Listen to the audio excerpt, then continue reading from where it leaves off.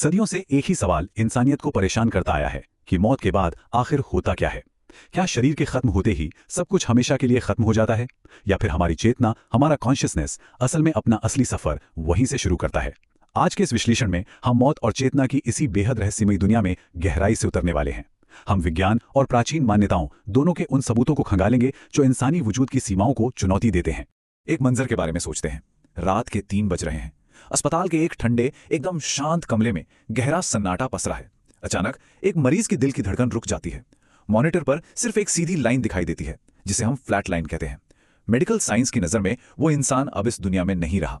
डॉक्टरों ने मौत का समय नोट कर लिया है, लेकिन ठीक 4 मिनट बाद कुछ ऐसा होता है जो विज्ञान के हर नियम को हिलाकर रख देता है।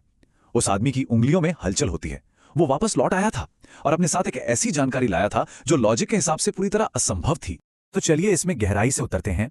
होश में आने के बाद उस मरीज ने कुछ ऐसा कहा जिसने वहां मौजूद हर एक डॉक्टर और नर्स के रोंगटे खड़े कर दिए।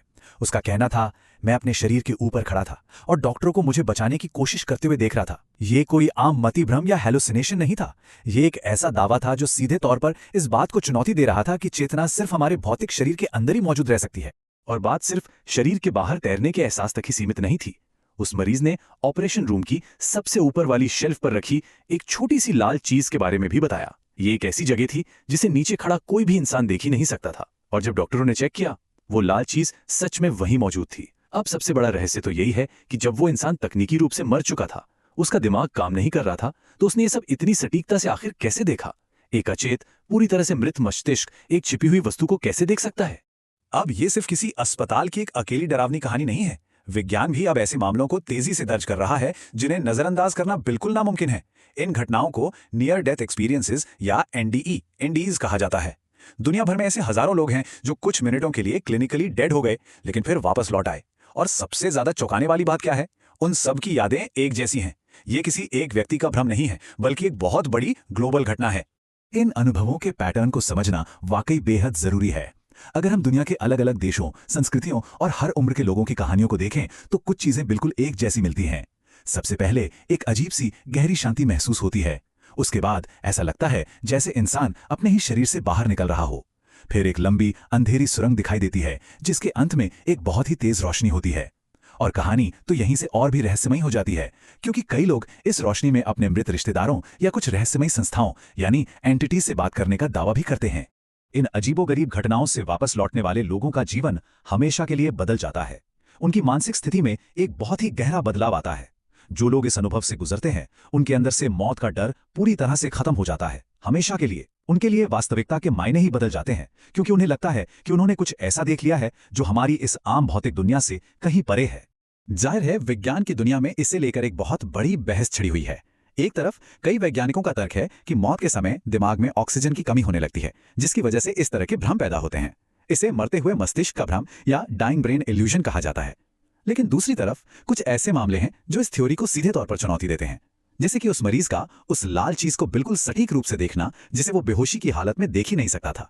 बिना ऑक्सीजन के एक मृत मस्तिष्क इतनी सटीक जानकारी कैसे दे सकता है? ये एक ऐसा रहस्य है जिसे विज्ञान आज तक पूरी तरह से सुलझा नहीं पाया है। अब इस हिस्से के बारे में जो बात सबसे ज्यादा दिलचस्प है वो ये है कि प्राचीन सभ्यताओं के इतिहास पर नजर डालें तो एक अद्भुत समानता दिखाई देती है।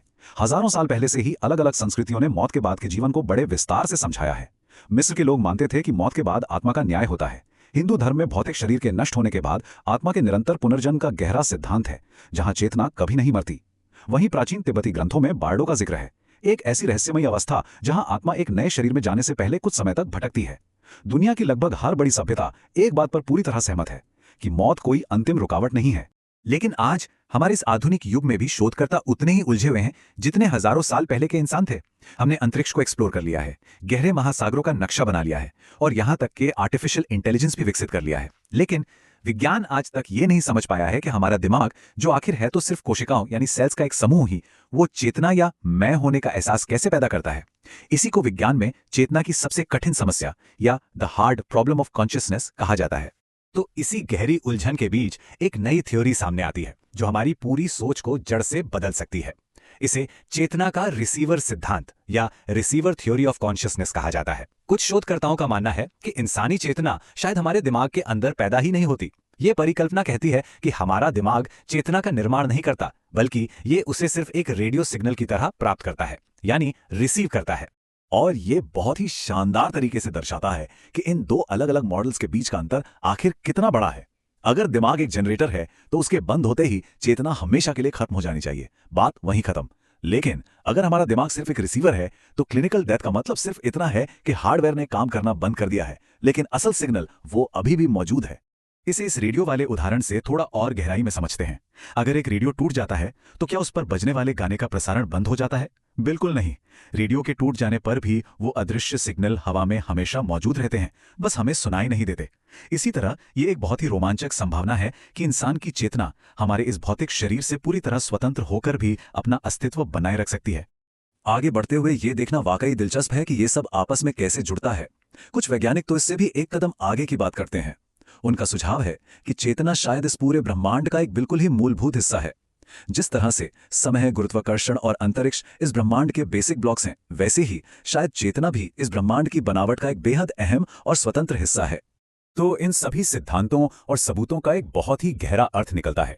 अगर ये थियरी सच है तो मौत किसी भी चीज का अंत तो बिल्कुल नहीं है।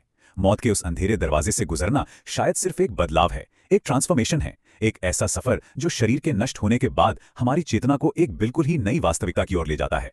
ये एक ऐसा बिंदु है जहां थोड़ा रुककर एक गहरी सांस लेकर विचार करना जरूरी हो जाता है। क्या होगा अगर ये पूरी जिंदगी जो अभी चल रही है वो एक बहुत बड़े सफर का सिर्फ एक छोटा सा मामूली सा चरण हो? क्या होगा अगर असली वास्तविकता इस भौतिक दुनिया से विदा लेने के बाद ही शुरू होती हो? हर इंसान को एक दिन उसी दरवाजे के सामने खड़ा होना है। ये रहस्य जितना डरावना लगता है, सच कहूं तो उतना ही उत्सुकता भी जगाता है। तो अंत में यही सबसे बड़ा सवाल रह जाता है, जब आखिरी बार आंखें बंद होंगी तो क्या सच में सब खत्म हो जाएगा, या फिर क्या मृत्यु अंत है, या ये वो जगह है जहां कहानी सच में शुरू होती है?